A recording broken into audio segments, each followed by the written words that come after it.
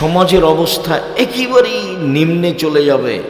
সমাজে কে মানুষ আর কে পশু আর কে গরু ছাগল কুকুর সিরিয়াল এটা বোঝা কঠিন হয়ে যাবে। যে এখন দেখতে পাচ্ছ, একটা লোক বলছে দেশের যা অবস্থা, এখানে বাড়ি করতে গেলে একে চাঁদা দিতে হয়, ওকে চাঁদা দিতে হয়, ওকে চাঁদা দিতে হয়। এখানে জমিতে যদি একটু বালু ফেলতে চায় তাহলে 10 জনকে চাঁদা দিতে হয়, বিবাহ করলেও চাঁদা দেওয়া লাগবে। তার মানে মানুষ নিচে কত চলে গেছে। পরিশ্রম করে খাও, দিনমজুরি করে খাও, নাহলে ভিক্ষা করে খাও, চাঁদাবাজি করো কেন? ধোঁকা প্রতারণা দিয়ে মিথ্যাভাবে ওষুধ লিখো কেন? টাকা চুরি করো কেন? কে তোমাকে বলেছে ইঞ্জিনিয়ার? আমি তো বলিনি। কে তোমাকে বলেছে ডাক্তার? আমি কোনোদিন বলিনি। তোমাকে আমি পশু প্রাণী গরু ছাগল মনে করি। তুমি তো জাতির কল্যাণের জন্য কিছু করনি, না তোমার বাপ করেছে, না তোমার মা করেছে, না তুমি করেছো। যে দেখো এই যে আসলো, এই যে মেয়েগুলো আসলো, হ্যাঁ হ্যাঁ হ্যাঁ করে হাসতে হাসতে আসলো, চলে গেল। তো এটা গরু ছাগল না, এটা পশু প্রাণী না। ওটা কি হিন্দুর মেয়ে? ওকে ইহুদির মেয়ে? ওকে খ্রিস্টানের মেয়ে? ভ্যানিটি ব্যাগ নিয়ে চলে যাচ্ছে সকালে বাজারে ফ্যাশন বোরকা পরে, ও মুসলমানের মেয়ে নয়, ও কি হিন্দুর মেয়ে? নিরুপায় হয়ে বলেছি যে তুমি তোমার মাকে খালা বলে ডাকো। আমি নিশ্চিত জানি যে এটা তোমার মা, এরপরেও তোমার মাকে আমি খালা বলতে বলছি কেন? তোমার মায়ের স্বভাব ভালো নয় এজন্য, তোমার বাপের স্বভাব ভালো নয় এজন্য। তোমার বাপ মুরব্বী মানুষ, অত বড় মোবাইল হাতে নিয়ে কি করে? দোকানে বসে আড্ডা পিটে কেন? নির্বাচনের নামে তোমার বাপ দড়িয়ে বেড়াই কেন? তোমার বাপ নির্বাচনের নামে দড়িয়ে বেড়াই কেন? 5 ওয়াক্ত সালাত, বাস। হালাল রুজি, হালাল রুজির 4টা পথ। একটা হলো দিন মজুরি, সন্ধ্যায় টাকা শেষ, লাগবে না কিছু। 2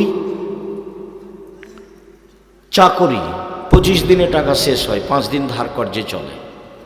3 জমি চাষ, সমান সমান না হয় লস। 4 ব্যবসা, দিয়ে কিছু করা যেতে পারে। তো ব্যবসায়ী, আল্লাহ রসুল বললেন যারা সত্যবাদী বিশ্বস্ত ব্যবসায়ী তারা জান্নাতের নবীদের সাথে থাকবেন। তাহাজ্জুদ পড়ে নবীর সাথে থাকা যায় না, আর ব্যবসা করে নবীর সাথে থাকা যায়, এ কথা মুহাম্মদ সাল্লাল্লাহু আলাইহি সাল্লাম বলেন। আল্লাহ রসুল একদা এক সফরে ছিলেন, তো একজন সাহাবী বলছেন আল্লাহ নবী এই দেন, আপনার জন্য আমি অজুর পানি নিয়ে এসেছি আর মেশক নিয়ে এসেছি। তো আল্লাহ রসুল দেখে খুশি হয়ে গেছেন। খুশি হয়ে বলছেন সালমা শেতা, তুমি যা ইচ্ছা তা চাও, আমি তোমার কাজে খুব খুশি হয়েছি। দেখি তুমি পানি নিয়ে এসেছো মেশক করার জন্য, দাঁত পরিষ্কারের জন্য মেশক নিয়ে এসেছো, খুব তো ভালো কথা, তুমি কিছু চাও। তখন সাহাবী বলছেন আসআলুকা মুরাফাতাকা ফিল জান্নাহ, আমি আপনার সাথে জান্নাতে থাকতে চাই। তখন আল্লাহ রসুল বলছেন আওয়া গেরা জালেক, না না না না না, এটা নয়, এটা নয়, এটা নয়, অন্য কিছু চাও, অন্য কিছু চাও। তখন সাহাবী বলছেন যে হোয়া জাকা, ওটাই চাই, ওটাই চাই। তখন আল্লাহ রসুল বলছেন আইনি আল্লাহ নাফসিক বিকাসরাতি সুজুদ, তুমি বেশি বেশি সিজদা করে তাহাজ্জুদ পড়ে আমাকে সহযোগিতা করো। আমি যে তোমাকে সরাসরি সাথে নিয়ে থাকতে পারবো না, আমার সাথে থাকতে চাইলে আমাকে সাহায্য করতে হবে, রাসূলকেই সাহায্য করতে হবে। কি সাহায্য? তুমি তাহাজ্জুদ পড়ো, তাহলে আমি পাশে নিয়ে থাকার চেষ্টা করব।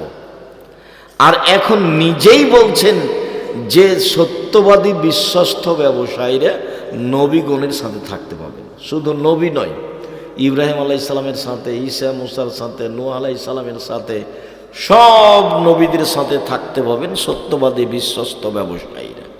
তো ব্যবসা চকলেটের হোক সেটাও ব্যবসা, ব্যবসা বাদামের হোক সেটাও ব্যবসা, ব্যবসা কাপড়ের হোক সেটাও ব্যবসা, ব্যবসা বিশাল কিছু হোক সেটাও ব্যবসা। যার কারণে আমি আপনাদেরকে ব্যবসা করে উপার্জন করতে বলেছি। আর শ্বশুরের কাছে টাকা নেওয়াকে ঘৃণা করেছি। শ্বশুরের কাছে যৌতুক নিয়ে সেই টাকা দিয়ে চাউল কিনে ভাত খেয়ে ইবাদত কবুল হবে না। শ্বশুরের কাছে যৌতুক নিয়ে সেই টাকা দিয়ে চাউল কিনে ভাত খেয়ে ইবাদত কবুল হবে না। যারা শ্বশুরের কাছে টাকা নিয়েছো, আগামীকাল সন্ধ্যা হতে হতে টাকা ফেরত দাও। তোমার এই কাজের চেয়ে ভিক্ষা করে খাওয়া ভালো। ভিক্ষা করে কাজটা বৈধ তবে সবচেয়ে নিম্নমানের। উপার্জনের 4টা পথ, তখন আমি ভিক্ষা বলিনি। উপার্জনের 4টা পথ, তখন আমি ভিক্ষা বলিনি। 1 দিনমজুরি, 2 চাকরি, 3 জমি চাষ, 4 ব্যবসা। তখন আমি বলেছি চকলেটের ব্যবসা করে খাও। চকলেটের ব্যবসা আমি করতে বলিনি, আমি বলেছি কম পয়সার ব্যবসা, যাতে করে লোন নেওয়া না লাগে। লোন নিয়ে ব্যবসা করে একদিনে কোটিপতি হবো, এটা মিথ্যা কথা। আমি চকলেটের ব্যবসা বলতে চকলেটেরই ব্যবসা করতে বলেছি এই কথা নয়, কম পয়সার ব্যবসা করতে বলেছি। সত্যবাদী ব্যবসায়ী আর নবীদের সাথে জান্নাতে থাকবেন, এই কথা মুহাম্মদ সাল্লাল্লাহু আলাইহি সাল্লাম বলেন। তুমি শ্বশুরের কাছে টাকা নিয়েছো, সেই টাকা দিয়ে চাউল কিনেছো, সেই চাউলের ভাত খাচ্ছ, ইবাদত কবুল হবে না। সামাজিকভাবে তোমার চরিত্র কত নিচে চলে গেছে। এদিকে তো তুমি পশু প্রাণী একবারে কুকুর শ্রীলের মতো, হায়ানার মতো নির্বাচনের নাম দিয়ে দৌড়ে বেড়াচ্ছ। এদিকে শ্বশুরের টাকা নিয়েছো, ওদিকে মানুষের চাঁদা জোর করে আদায় করছো। বলছো যে ওরা খেয়েছে 16 বছর, আমরা কিছু খাবো না, এভাবে বলছো ভিক্ষা করে খাবা। তখন আমি বলেছি শেষ পথ ভিক্ষা করো, বাপ বেটা ভিক্ষা করো। তুমি জাতির জন্য বোঝা, তুমি জাতির জন্য বোঝা। তোমার বাপ তোমাকে পশু প্রাণী করে মানুষ করেছে, তোমার বাপ তোমাকে কুকুর সিরিয়াল করে মানুষ করেছে। নইলে কেন এ কথা বলছেন আল্লাহ? বুঝেও বুঝে না ওরা, অন্তর আছে বুঝে না, দেখেও দেখে না ওরা, চক্ষু আছে দেখে না, শোনেও শোনে না ওরা, কান আছে শোনে না। উলাইকা কালা নাম, তারা পশু প্রাণীর মতো, তারা গরু ছাগলের মতো, তারা কুকুর শ্রেণীর মতো, বালু মজাল, বরং তার চেয়ে খারাপ। আল্লাহ বলছেন কুকুর শ্রেণীর মতো। অবাক কথা। পয়সা এইভাবে ইনকাম করতে হবে কে বলেছে? মানুষের কাছ থেকে জোর করে টাকা আদায় করতে হবে, চাঁদাবাজি করতে হবে, এটা কে বলল? জুলুম করো না, রাহাজানি করো না, অন্যায় করো না, অবিচার করো না, মানুষকে অপমান করো না, ক্ষমতা দেখায় না, দলীয় দাপট দেখায় না। তোমার নেতার বয়স 45 মিনিট। যে যত বড় স্বৈরাচার জালেম, তার সময় তার চেয়ে কম। ফেরাউনের মাত্র 2-3 মিনিট সময়, এই যে ডুবলো, এই যে মরলো নাই। আদ সামুদ হাফ মিনিট 30 সেকেন্ড, আসলো ঝড় বিদ্যুৎ, তারপর নাই। আদ সামুদ সবচেয়ে শক্তিশালী জাতি, যারা জালেম। আল্লাহ বলছেন লাম ইউখলাক মিসলুহা ফিল বিলাদ, পৃথিবীর কোন মাটিতে আমি এত বড় জালেম, স্বৈরাচারী, স্বেচ্ছাচারী, বদ, ক্ষমতাধর, শক্তিশালী মানুষ সৃষ্টি করিনি। ওরা হলো আদ সামুদ। ওদের ধ্বংসের সময় ছিল হাফ মিনিট, 1 মিনিট। আর ফেরাউনের 2-3 মিনিট। এই যে ডুবলো, এই যে গেল, এই নেই। আর জুলুম করো না, তার সাক্ষী তুমি। মানুষকে মারো না, মানুষকে জেল হাজত দিও না, মানুষকে অপমান করো না, মানুষের জমি দখল করো না, মানুষের কাছ থেকে জোর করে টাকা আদায় করিও না, চাঁদাবাজি করো না, ভিক্ষা করে খাও, শ্বশুরের কাছে টাকা নিও আর যৌতুক নিও না।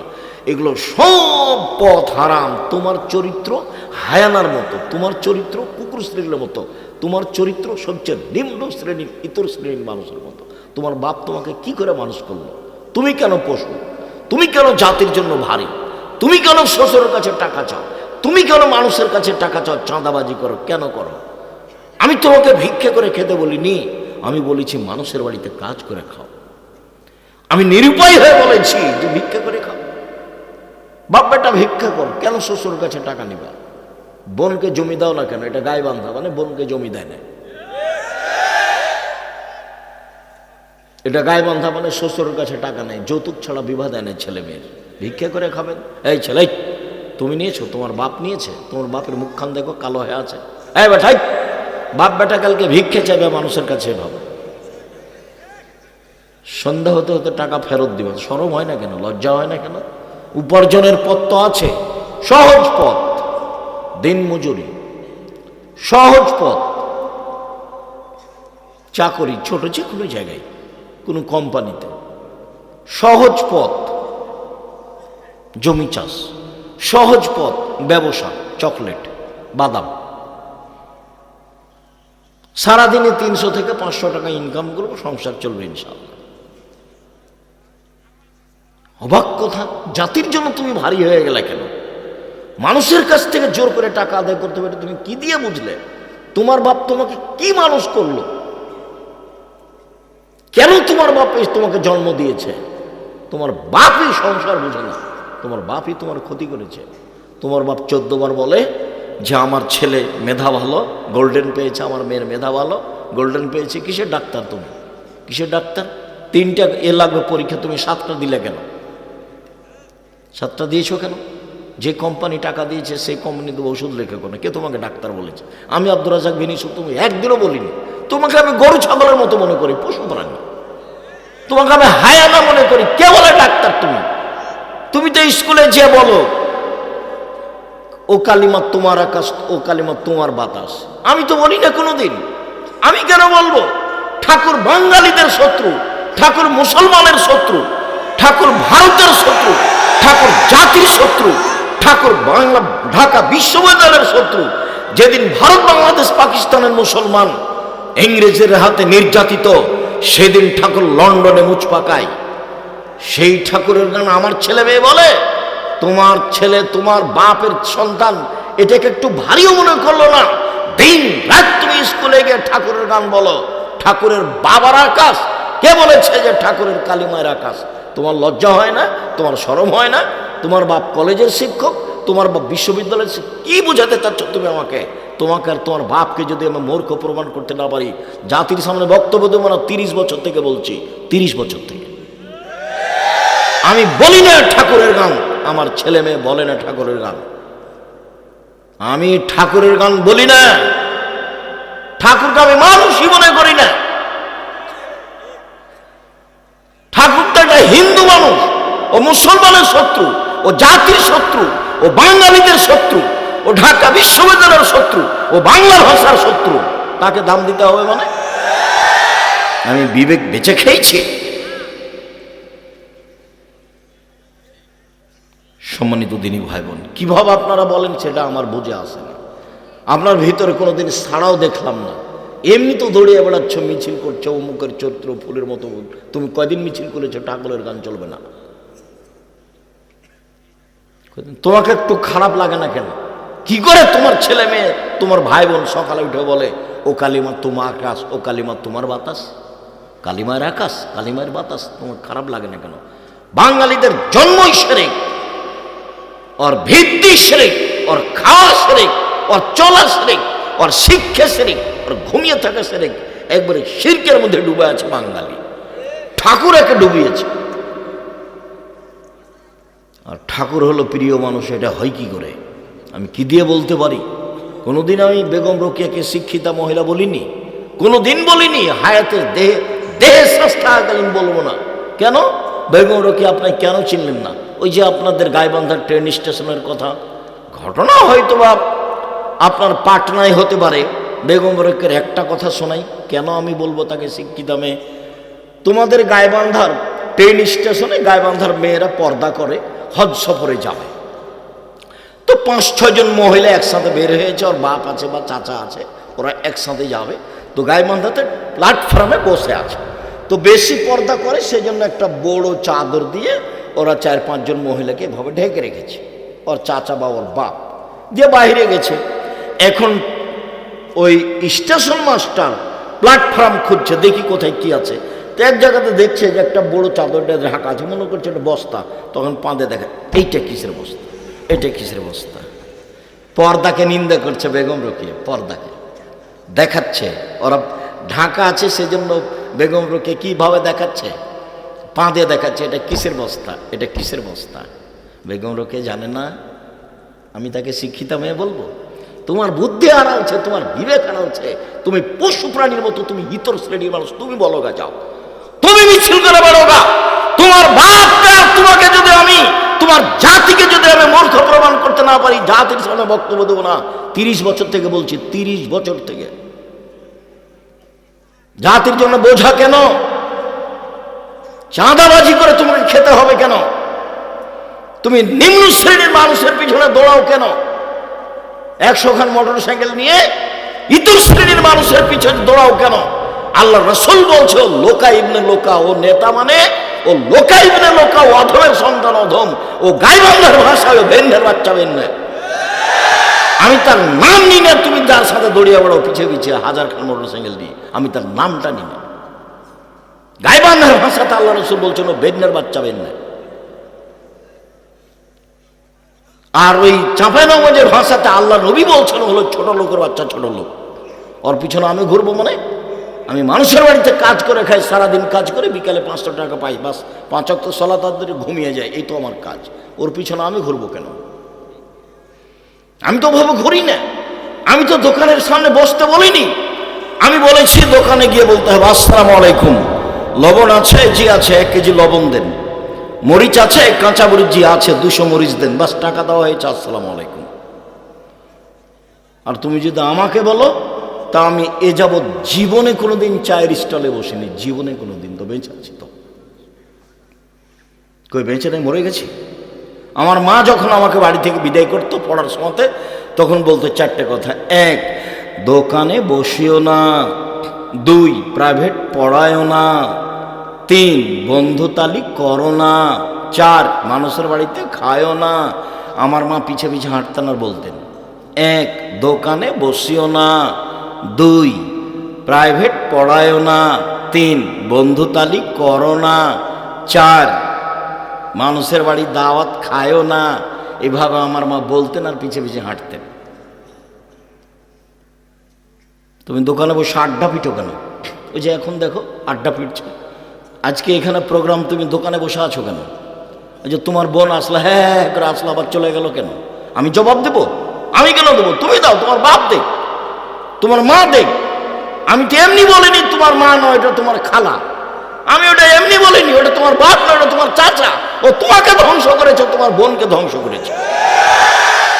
তোমার বোনের নখটা বড়, জবাব আমি দিব।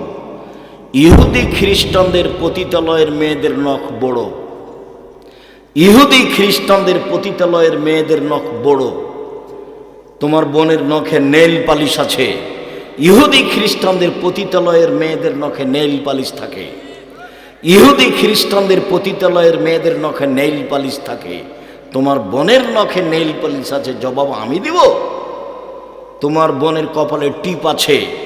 হিন্দু মেয়েকে বিবাহ করার 10টা পদ্ধতি আছে, তার একটা পদ্ধতির নাম রাক্ষসী বিবাহ। মেয়ের বাপ বিবাহ দিবে না, ছেলেটা বিবাহ করবে। যদি কপালে টিপ দিতে পারে তাহলে বিবাহ হয়ে গেছে। এর নাম রাক্ষসী বিবাহ। সেই হিন্দুদের টিপ তোমার বোনের কপালে কেন? কে জবাব দিবে? আল্লাহ নবী বলছেন, যে ভুরু তুলে চিকন করে তার উপরে অভিশাপ, যে পরচুলা ব্যবহার করে তার উপরে অভিশাপ, যে শরীরে উল্কি করে নেয় ট্যাটু, সে তার উপরে অভিশাপ, যে পরচুলা ব্যবহার করে তার উপরে অভিশাপ। রাসূল সাল্লাল্লাহু আলাইহি ওয়াসাল্লাম বলছেন, যে দাঁত ছিলে চিকন করে তার উপরে অভিশাপ।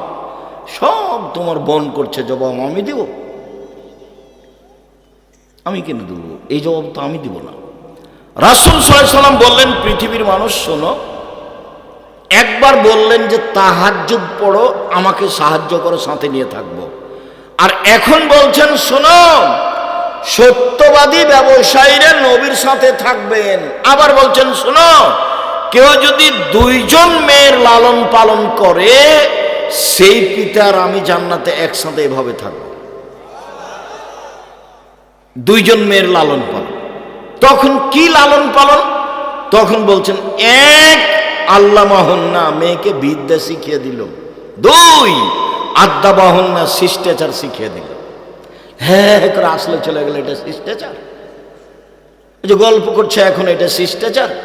ওই যে দোকানে বসে জিনিস কিনছে দাঁড়িয়ে, এখন এটা শিষ্টাচার? বলো, এটা ও বাপ, ওর বাপ বাপ নয়। এই জন্য বলছে, এই মেয়ে শোনো, এই মেয়ে তোমার বাপকে চাচা বলিও। তোমার বাপকে আমি পশু প্রাণী মনে করি। হ্যাঁ, তোমার বাপকে আমি পশু প্রাণী মনে করি। কষ্ট নিও না, আমি তোমাকে কষ্ট দিতে আসিনি।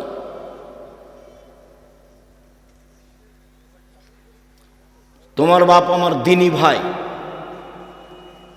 তোমার মা আমার দিনী বোন। গাইবান্ধা আমার শ্বশুর বাড়ি এলাকা, আত্মীয়তার অভাব নেই। কাজেই আমি কষ্ট দিতে আসিনি, আমি দুঃখিত। আপনার ছেলে মেয়ের জবাব আমি দিব না আপনি দিবেন? এটার কি উত্তর আপনার কাছে আছে? ছেলে মেয়ে জাতির জন্য বোঝা হলো কেন? মেয়ে এমন হলো কেন? কে জবাব দিবে? মা দিবে, ওর বাপ দিবে। আল্লাহ নবী বলছেন যে ওই বাপ আমার সাথে জান্নাতে থাকবে। কে? এক, মেয়েকে বিদ্যা শিখিয়ে দিল, দুই, শিষ্টাচার শিখিয়ে দিল। বলো তো, ওই ফ্যাশন বোরকা পরে ভ্যানিটি ব্যাগ হাতে করে চলে যাওয়া বাজারে, এটাই কি শিষ্টাচার? কি দোলা ভাইয়ের সাথে এসেছে, আর এটা তো গায়ে বান্ধাপুরা এসে একটু কম বদনাম করিয়েন। আচ্ছা ঠিক আছে, কমই করছি। জামাই এসেছে তো শাশুড়ি বলছে যুবতী মেয়েকে, তোর দুলা ভাইকে চা দিয়াই, পানি দিয়াই, পান দিয়াই, খাবার দিয়াই। তো একটা তো বিবাহ সূত্রে দিয়েছেন, আর একটা এমনি ফাও দিলেন কেন? এটা তো কোলে করে নিয়ে বসে আছে। আপনি শ্বশুর, এটা চোখে পড়ে না? আপনি শাশুড়ি, এটা চোখে পড়ে না? কেন পড়ে না এটা চোখে? জামাই বাড়িতে এসেছে, খাবার দিবেন আপনি, ভাত দিবেন আপনি, পানি দিবেন আপনি, সব কিছু করবেন আপনি। তো আপনি আপনার মেয়েকে পাঠালেন কেন? কেন পাঠালেন?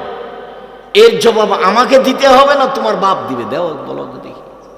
তোমার বাপ তো একটা মেয়ে বিবাহ সূত্রে দিয়েছে, আর একটা ফাও দিল কেন? তুমি এখন বলো যে একে বাপ বলবে না, একে চাচা বলবে। বাপ তো মানে জিম্মেদার। এক, মেয়েকে বিদ্যা শিখিয়ে দিল, দুই, মেয়েকে শিষ্টাচার শিখিয়ে দিল, তিন, মেয়ের বিবাহ শাদী দিয়ে দিল, চার, মেয়ের সাথে ভালো আচরণ করলো। ওই বাপ আর আমি মুহাম্মদ সাল্লাল্লাহু আলাইহি ওয়াসাল্লাম জান্নাতে একসাথে এভাবে থাকবো। দুঃখিত সম্মানিত দিনী ভাই বোন, কি করতে পারি? অবস্থা দেখলে খুব কষ্ট হয়, চাল চলন দেখলে খুব কষ্ট হয়। সব জিম্মেদারি বাপ মায়ের উপরে চাপানো হয়েছে। কিছু কিছু হাদিস একটানা বাপের উপরে, কিছু কিছু হাদিস একটানা মায়ের উপরে, কিছু কিছু হাদিস বাপ মা উভয়ের উপরে। দুইজনকে পাশাপাশি আল্লাহ রাসূল রেখেছেন। একবার বলছেন যে কুল্লু মাউলুদিন ইউলাদ আলাল ফিতরা, প্রত্যেকটা ছেলে মেয়ে ইসলামী ধারণ ক্ষমতা নিয়ে জন্মগ্রহণ করে। প্রত্যেকটা মেয়ে ইসলামী পোশাক পরতে পারবে, এই ক্ষমতা তার ভিতরে আছে। প্রত্যেকটা ছেলে দাড়ি ছেড়ে দিতে পারবে, এই ক্ষমতা তার ভিতরে আছে। প্রত্যেকটা ছেলে প্যান্টটা টাকনোর উপরে রাখতে পারবে, এই। কিন্তু টাকনোর নিচে রাখলো কেন? দাড়ি চাঁচলো কেন? নগ্ন ল্যাংটা পোশাক মেয়েটা পরলো কেন? তখন আল্লাহ রাসূল বলছেন যে ওর বাপ মা ওকে পরিয়েছে। আমি কি করতে পারি? এবারে হুবাহু আল্লাহ রাসূল বলছেন ফাবুহু ইউহাবেদানিহি, তার বাপ মা তাকে ইহুদি করেছে, ওয়ায়ুনাসসারানিহি, তার বাপ মা তাকে খ্রিস্টান করেছে, ইমাজ্জেসানিহি, তার বাপ মা তাকে আগুন পূজক করেছে। বাপ মা যেভাবে ছেলে মেয়েকে গড়ে তুলেছে, ছেলে মেয়ে সেভাবে গড়ে উঠেছে। এই হাদিসের সারমর্ম কথা বলা আছে চাঁপাইনবাবগঞ্জের ভাষায়, সঙ্গ দোষে লহা ভাসে।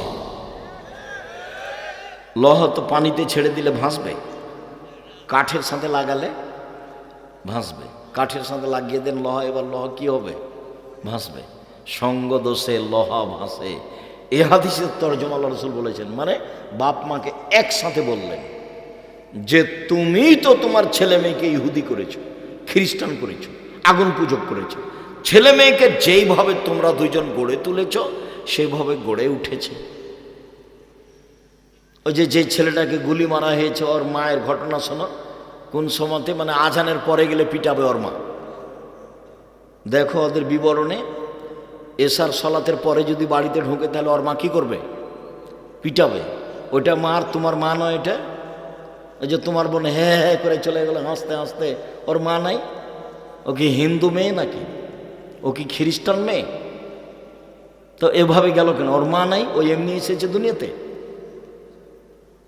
কি মাও? কি মা? মা কাকে বলে?